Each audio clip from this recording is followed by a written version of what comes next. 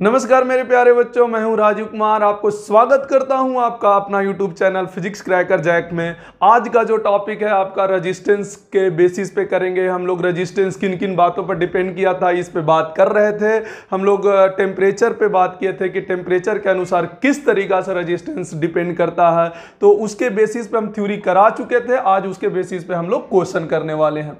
तो आपका ये पहला क्वेश्चन है, copper coil has a resistance of 20 ohm at 0 degree centigrade and a resistance of 26.4 ohm at 80 degree centigrade. तो find the temperature coefficient of resistance of copper. Coefficient of resistance का मतलब क्या होता है? अल्फा। आपको बता चुके हैं कि टेम्परेचर कोफिशिएंट ऑफ रेजिस्टेंस क्या होता है? अल्फा होता है।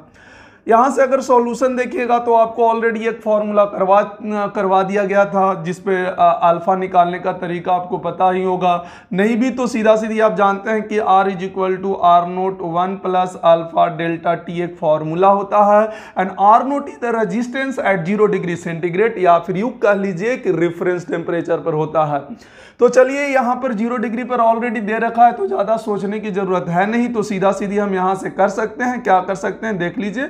अल्फा निकालने के लिए आप देख सकते हैं कि R माइनस R नोट और बटा T final minus T initial, ऐसे कर सकते हैं। डेल्टा T कर सकते हैं। R का वैल्यू आपके पास कितना दे रखा है? R का वैल्यू है 26.4। R का मतलब होता है resistance at any temperature T। तो एट एनी टेम्परेचर कितना डिग्री है? 80 डिग्री सेंटीग्रेड है। R नोट का वैल्यू कितना दे रखा है? तो आपको दिखेगा 20 ओम है। एंड यहाँ पर 80 माइनस 0 हो गया। जो भी यहाँ से अल्फा आपका कैलकुलेट होगा वो आपका आंसर हो जाएगा। तो आप देख सकते हैं इस तरीका से आपका सोल्यूशन। चलिए भाई, तो अब नेक्स्ट सवाल पे आते हैं। पहला सवाल हम लोग कर चुके, अब सेकंड सवाल पे आते हैं, जो कि थोड़ा सा लेवल ऊंचा कर दिया गया है। धीरे धीरे छोटा छोटा करके लेवल उठाते जाएंगे, फिर आपको बताते जाएंगे। सेकेंड सवाल क्या है? बोला metallic wire has a resistance 120 ohm at 20 degree centigrade. Find the temperature at which the resistance of same metallic wire rises to 240 ohm. मतलब रेजिस्टेंस इसका बढ़ गया। तो where the temperature coefficient of the wire 2 × 10⁻⁻⁴ पर degree centigrade होता है। आप यहाँ से देख सकते हैं, आपको फॉर्मूला बताया गया है। देखिए, एक तो यहाँ पर 20 डिग्री है, तो आप कह सकते हैं कि फिर से रेफरेंस है, यहाँ पर रेफरेंस वाला यूज कर सकते हैं फॉर्मूला। पर डायरेक्ट भी फॉर्मूला हम लोग बता चुके हैं पिछले क्लास में। R2 माइनस R1 यहाँ पर होता है R1, यहाँ पर क्या होता है? T2 माइनस T1 होता है। आपको पता होगा कि ये फॉर्मूला ऑलरेडी आपको पास बता दिया गया है। कैसे लाया गया था? डेरिवेशन से कोई मतलब नहीं था, बस डायरेक्ट हम लोग बता दिए थे। डेरिवेशन बहुत सिंपल होता है, इसका कोई ज़रूरत भी नहीं होता, बस डायरेक्ट रट लें। अल्फा का वैल्यू हमको दे रखा है कितना? 2 × 10⁻⁻⁴ दे रखा है।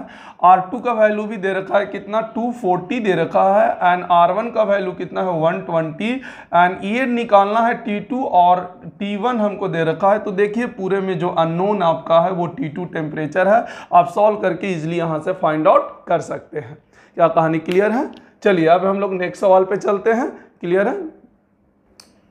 तो आपका ये नेक्स्ट सवाल देख लीजिए। नेक्स्ट सवाल क्या है? Question number 3। अभी 2 सवाल कर चुके हैं, अब तीसरा सवाल। ये थोड़ा सा और अच्छा इंपॉर्टेंट सवाल है, आप देख सकते हैं।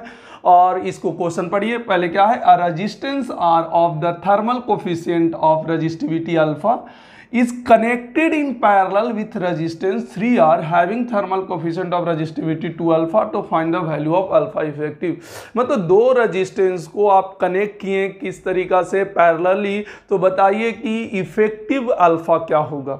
ये क्वेश्चन थोड़ा सा हटके और इम्पॉर्टेंट है, समझिए इस चीज़ को। जैसे मान लिया जाए कि हमारे पास पहले स्टार्टिंग में 2 रजिस्टर है। आप लोग को 10 क्लास में पढ़ा हुआ होगा, इतना तो आता होगा। R है और एक क्या है? 3R है।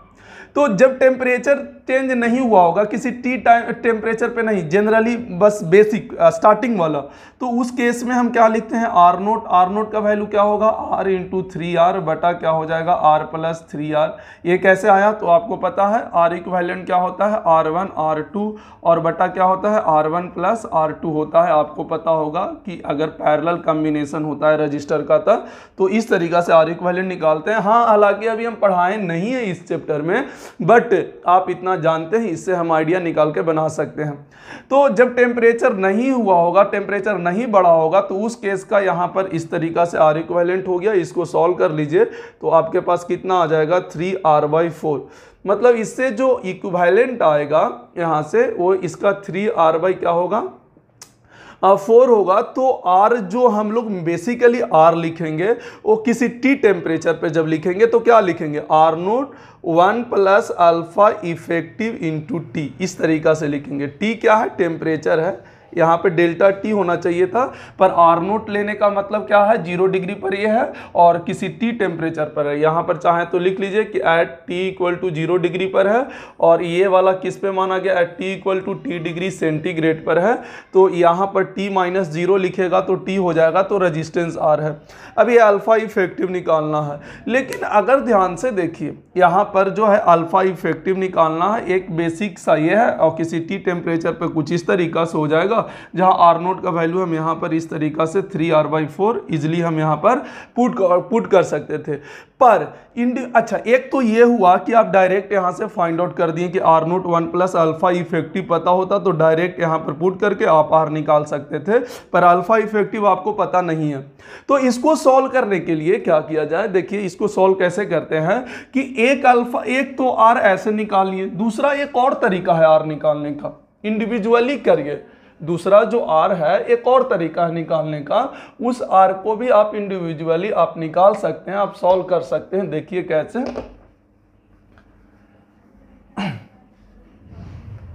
देखिए यहां पर आप निकाल सकते हैं। कैसे निकाल सकते हैं आप, एक तो ऐसे हुआ, एक इंडिविजुअली कर लीजिए। जैसे R1 ले लीजिए तो R1 क्या हो गया कि ये तो 0 डिग्री पर था, अब इसको गर्म करने पर किसी T टेम्परेचर पर क्या होगा, तो इनिशियली R1 प्लस इसका थर्मल अपना कोफिशिएंट ऑफ थर्मल रेजिस्टेंस और इंटू डेल्टा T करिएगा तो T आएगा क्योंकि 0 डिग्री पर है।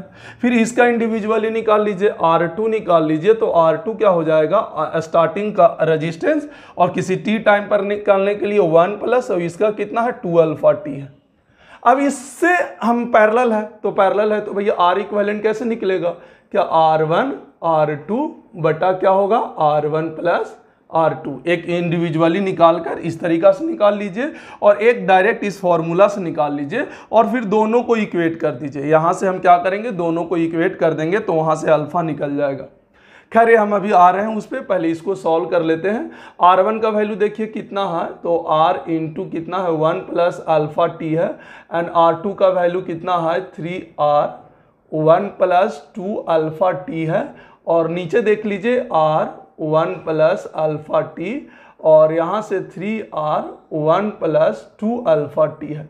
एक काम करते हैं, पहले नीचे वाला पूरा हटा देते हैं, बस इसको याद रखना है, ये वाला चीज़ को। 3R0 कितना है 3R/4 है, तो इसको याद रखना है ताकि हम यहाँ पर लिख के हम इक्वेट कर सके, निकाल सकें।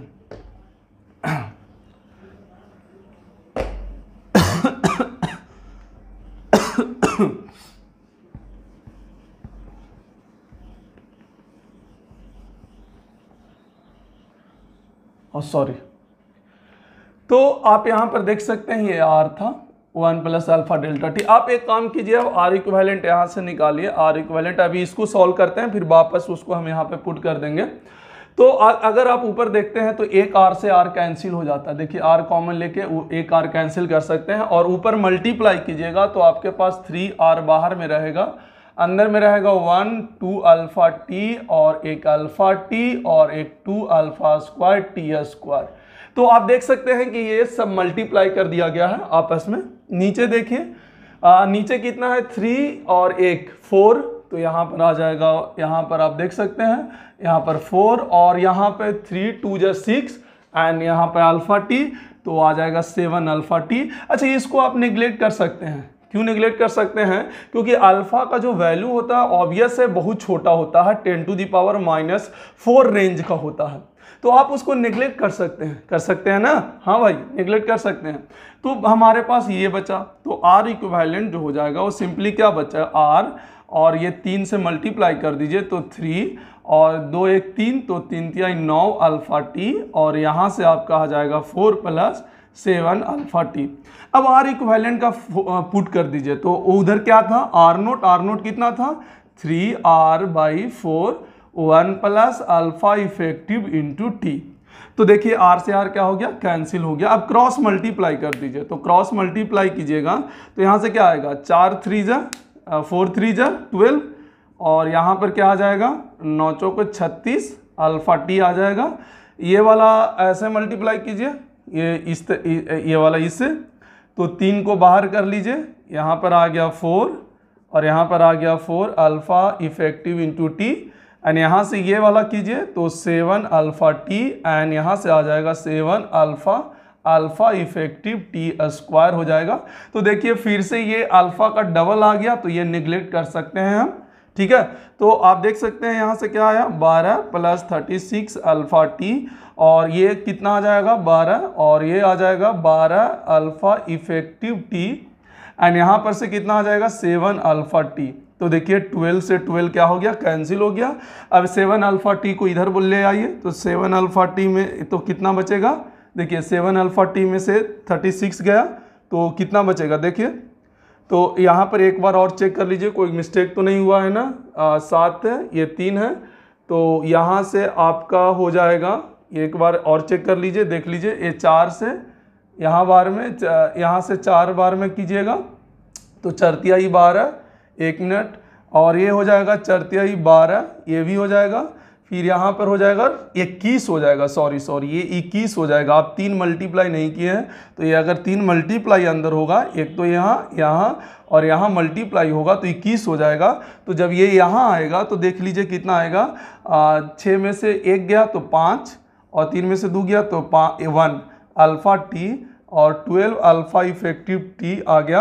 अब हमको अल्फा इफेक्टिव निकालना है, टी कैंसिल हो गया, तो अल्फा इफेक्टिव का वैल्यू कितना आ जाएगा, 15 अल्फा बटा 12, मतलब यहाँ से 3 से 5 बार में और 3 से 4 बार में, तो आपका आंसर कितना आ गया, 5 बटा 4 अल्फा आ जाएगा। तो आप देख सकते हैं यहाँ से थोड़ा सा ये अच्छा लेवल का क्वेश्चन था, थोड़ा सा अच्छा आपको मोटिवेट करेगा ये क्वेश्चन, ठीक है। तो ये ढंग का क्वेश्चन कराया गया है, तो इसको देख लीजिए एक बार, और मज़ा भी आया होगा इस सवाल को करके, क्योंकि इसमें थोड़ा सा बुद्धि लगाना था, डायरेक्ट फॉर्मूला पे नहीं करना था। क्लियर है, चलिए। तो चलिए नेक्स्ट सवाल, क्वेश्चन नंबर 4, थोड़ा सा लेवल फिर से बढ़ाएं, इसमें थोड़ा सा कॉन्सेप्ट भी हम लोग को सीखने को मिलेगा। असलियत में जहाँ से ये जनरेशन हुआ था फॉर्मूला, जैसे आप लोग को हम डायरेक्ट लिखा दिए R equal to R0 1 plus alpha delta T, असलियत में वो डायरेक्ट नहीं होता, उसके पीछे भी कुछ थोड़ा सा वेरिएशन होता है। तो इसीलिए हम कुछ एग्जाम्पल में ही कुछ चीज़ें क्लियर करते हैं। एक तो थ्योरी हो गया आपका, कभी कभी क्वेश्चन से भी कई पार्ट आपका थ्योरी का जो पार्ट होगा वो आपका क्लियर होगा, और वो इंपॉर्टेंट पार्ट होगा। तो इसको जो भी चीज़ यहाँ पर बताएंगे थोड़ा सा एक बार अपना कॉपी में भी लिख लीजिएगा उस चीज़ को।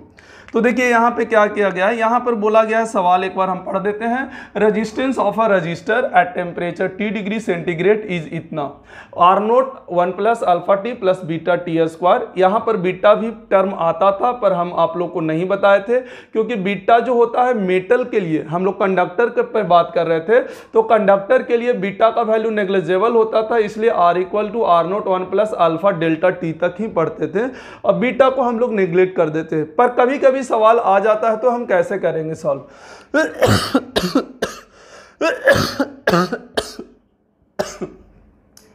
तो यहां पर देख सकते हैं R0 is the resistance at 0 degree, the temperature coefficient of resistance at temperature T degree centigrade क्या होगा।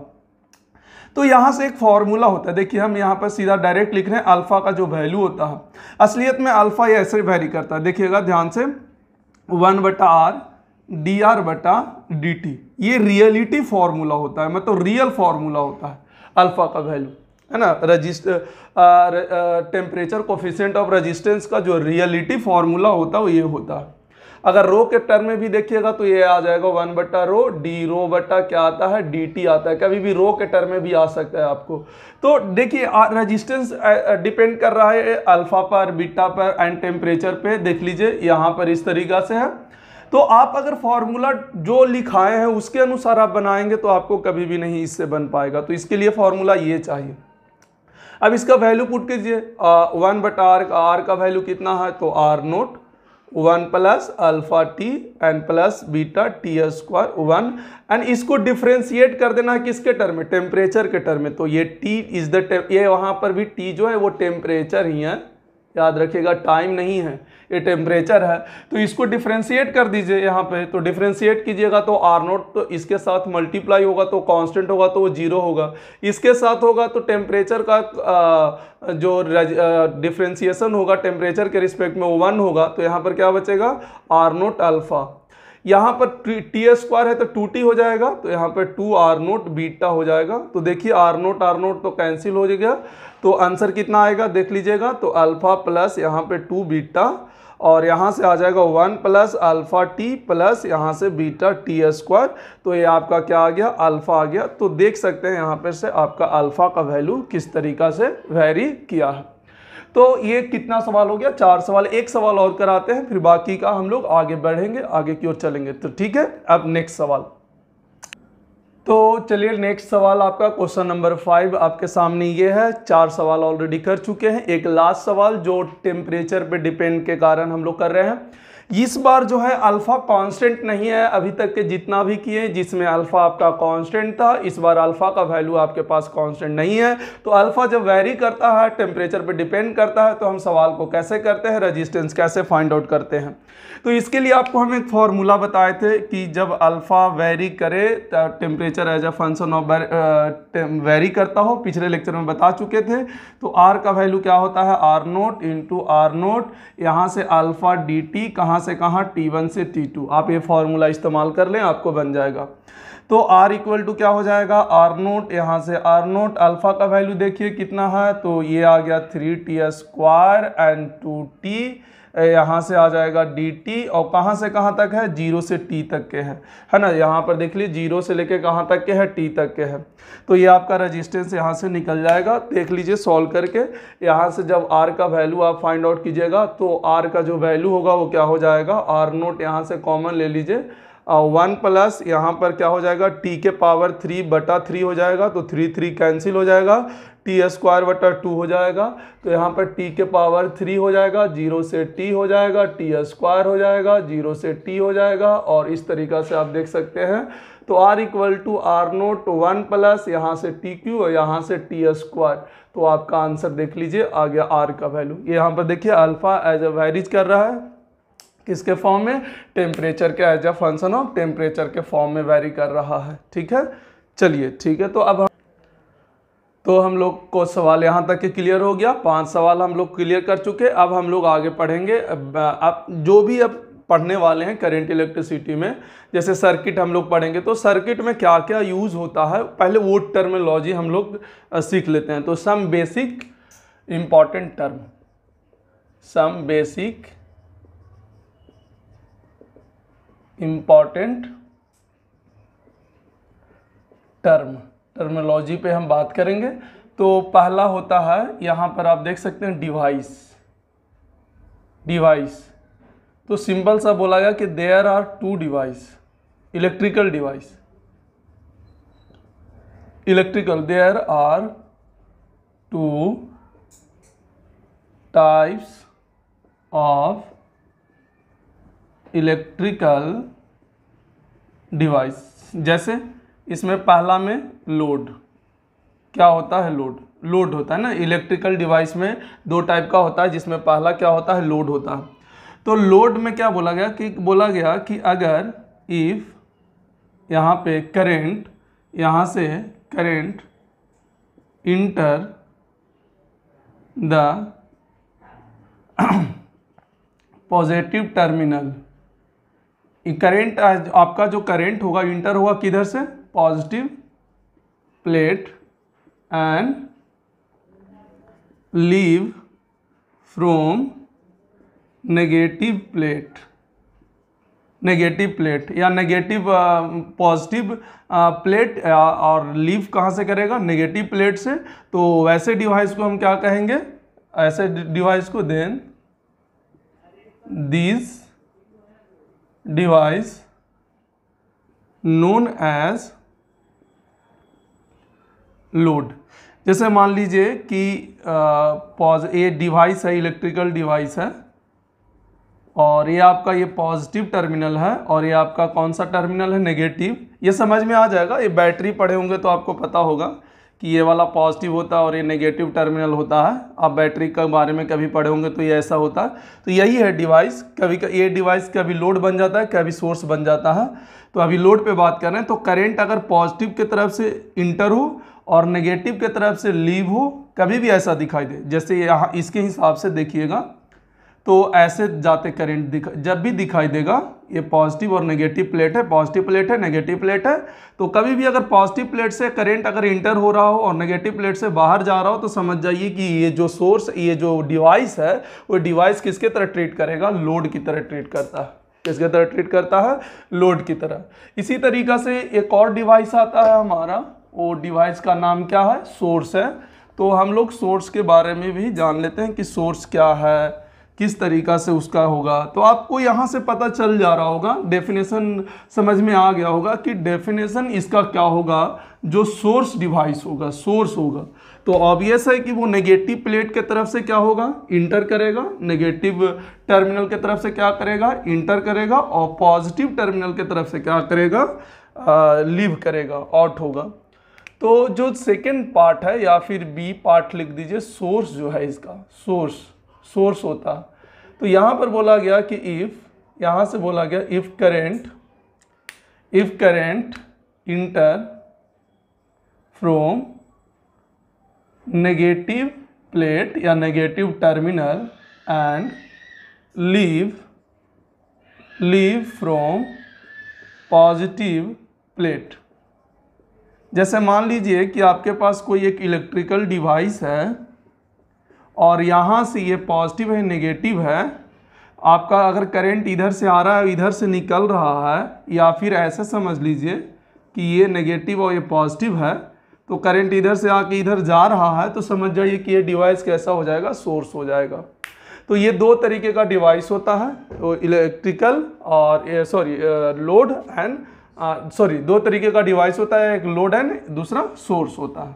ठीक है, चलिए ऐसे छोटा छोटा टर्मिनोलॉजी है जिसमें हम लोग को जब बाद में सर्किट के बारे में पढ़ें तो इस टाइप का टर्मिनोलॉजी पे दिक्कत ना हो। क्लियर है।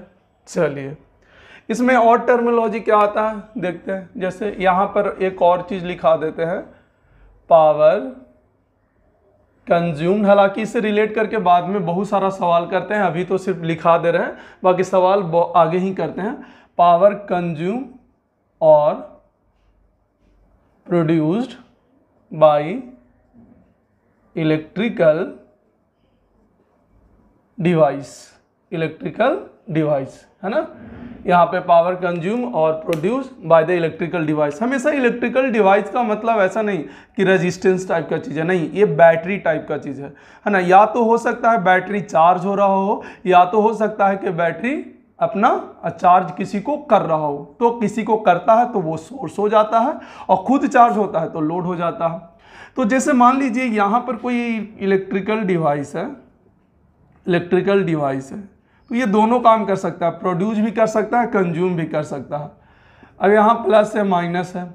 अब मान लीजिए कि यहाँ से चार्ज क्यू फ्लो हुआ, यहाँ से चार्ज, या फिर माइनस से प्लस, ऐसे ले लीजिए, जैसे भी ले लीजिए।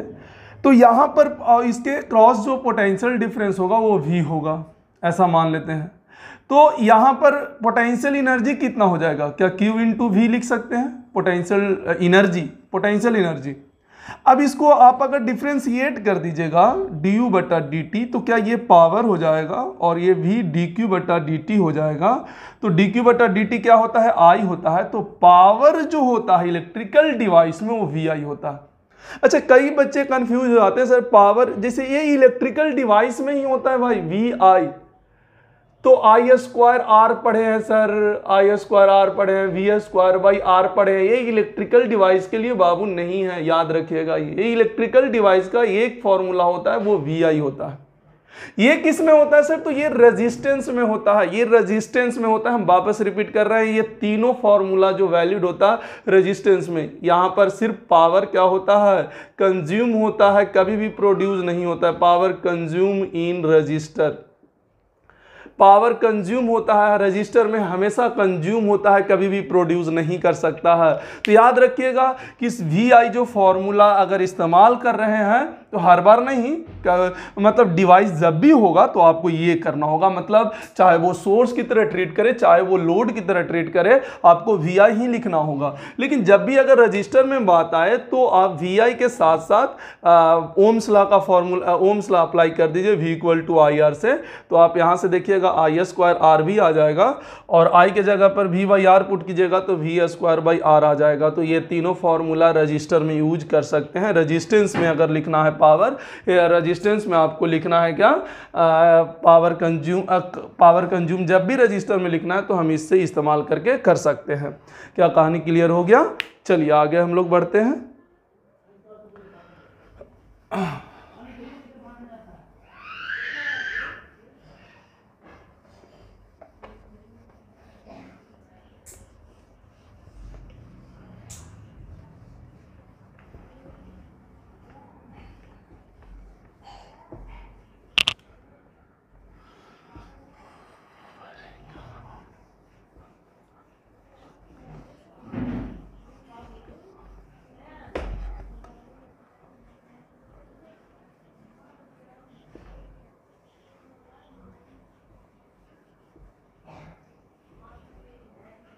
चलिए नेक्स्ट पार्ट हम लोग चलते हैं। जैसे और भी टर्मिनोलॉजी क्या क्या है उस पर हम लोग बात करेंगे। जैसे कभी कभी आप लोग सुने होंगे zero resistance wire, zero resistance wire क्या होता है जीरो रेजिस्टेंस वायर? तो बोल रहा है कि at zero resistance wire have same potential at each point on the wire, कहने का मतलब ये जीरो रेजिस्टेंस वायर है। जब जनरल हम लोग वायर लेते हैं उसी को जीरो रेजिस्टेंस वायर कहते हैं। तो बोला गया कि आप ये ले लीजिए, चाहे ये ले लीजिए, चाहे ये ले लीजिए, चाहे ये ले लीजिए, आपका पोटेंशियल हर जगह का क्या होगा, सेम होगा। देख लीजिए आपका हर जगह का पोटेंशियल सेम होगा, मतलब यहाँ का पोटेंशियल डिफरेंस क्या हो जाएगा, तो जीरो होगा। यहाँ का पोटेंशियल डिफरेंस क्या हो जाएगा, जीरो हो जाएगा। आप देख सकते हैं, मतलब देखिए पोटेंशियल अगर जीरो रेजिस्टेंस वायर है तो ऑब्वियस है बराबर होगा। सोचिए कैसे, ओम्स लॉ लगाइए तो पोटेंशियल डिफरेंस इक्वल टू क्या लिखते हैं आप यहाँ पर, IR लिखते हैं कि नहीं लिखते हैं, पर आर यहाँ पर क्या है, जीरो है, तो ये ऑल ओवर जीरो हो गया। तो आप यहाँ से देख लीजिए VA बराबर VB आ जाएगा। तो यहाँ से ऐसे आप लिख सकते हैं, देख सकते हैं। जीरो रेजिस्टेंस वायर का मतलब होता है कि हर पॉइंट पर उसका पोटेंशियल क्या होगा, सेम होगा। तो हम कह सकते हैं कि कभी भी अगर सिर्फ वायर दिखाई दे हमको तो हर जगह का पोटेंशियल हम सेम कर सकते हैं। क्लियर है? एक और आता है टर्म शॉर्ट सर्किट, आपको पता होगा शॉर्ट सर्किट। शॉर्ट सर्किट का मतलब होता है कि if ends of battery connected by zero resistance wire, अगर ends of battery connected by zero resistance wire, then circuit form known as short circuit. मतलब उसको क्या कहेंगे, शॉर्ट सर्किट। कहने का मतलब कि अगर कोई बैटरी है, इसका इंटरनल रेजिस्टेंस R ले लेते हैं, E है, ऐसे है, ठीक है। इसका अगर एंड्स हम किससे कनेक्ट कर दें, जीरो रेजिस्टेंस वायर से, तो ये क्या हो जाएगा, शॉर्ट सर्किट हो जाएगा। देख लीजिए शॉर्ट सर्किट इसको कहते हैं। अगर बैटरी के क्रॉस सिर्फ जीरो रेजिस्टेंस वायर वाला कनेक्ट हो तो आप समझ जाइए कि वो शॉर्ट सर्किट है, और उसमें जो करंट फ्लो होगा ओम्स लॉ के अनुसार क्या हो जाएगा कि I = E/R। देख लीजिए पोटेंशियल V बराबर IR होता है, तो I बराबर क्या हो जाएगा, E/R होता है। तो हालांकि थोड़ा सा अभी फील नहीं आ रहा होगा क्योंकि बैटरी अभी पढ़ाया नहीं गया है, अभी छोटा छोटा टर्म पढ़ा रहे थे। तो अगले क्लास में हम आपको पढ़ाएंगे बैटरी सेल, बैटरी से रिलेट करके मोस्ट इंपॉर्टेंट पार्ट, आपको कोई बुक में भी वैसा चीज़ नहीं मिलेगा, उस प्रकार से हम आपको बैटरी पढ़ाएंगे। ऐसा नहीं कि डेफिनेशन लिखा दिए, it is the combination of cell known as the battery and आगे बढ़ गए। बैटरी का कहानी बताएंगे आपको, अंदर होता क्या है, आखिर बैटरी चार्ज कैसे होता है, उसके अंदर क्या क्या ऐसा रिएक्शन होता है। बैटरी जो फॉर्म होता है वो कॉम्बिनेशन ऑफ 2 प्लेट से होता है, जो कि केमिकल रिएक्शन होता है। केमिकल रिएक्शन के कारण उसके अंदर एक फोर्स बनता है जिसको बैटरी फोर्स कहते हैं, वो वगन करता है, जिसके कारण फिर एक्सटर्नल एजेंट को, एक्सटर्नल लोड को हम उसको पावर दे पाते हैं। तो ये कैसे होता है, क्या होता है, ये हम आपको अगले क्लास में क्लियर करेंगे। आज के लिए धन्यवाद।